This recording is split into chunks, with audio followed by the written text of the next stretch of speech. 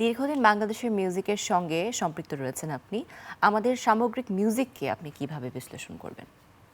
Progressive, only very progressive. Bangladesh music, Bangladesh হওয়ার পর থেকে মিউজিকের একটা এক্সপ্লোশন হয়েছিল।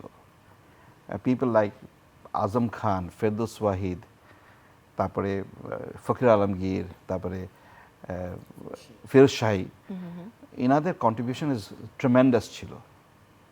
অ্যান্ড ওরা বাংলাদেশের রুট থেকে বের করে নিয়ে এসে ওরা মেইন স্ট্রিমে নিয়ে আসলো, উইচ ইজ গুড। আর এটার পরে কিন্তু people start carrying out with it.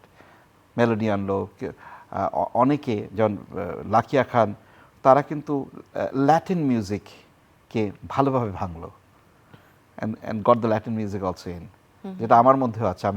I love Latin music. আর আমি ফিল করি যে ল্যাটিন মিউজিকের সাথে বাংলা কিন্তু খুব সুন্দর মিশে।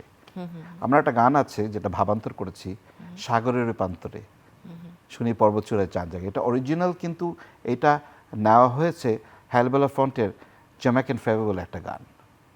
সো ওই গানের সুরের সাথে যখন বাংলা ভাব দিয়ে যখন তখন মনে হলো যে এটাই বাংলা গান। সো ল্যাটিনের সাথে আমাদের খুব ভালো ভালো যায়।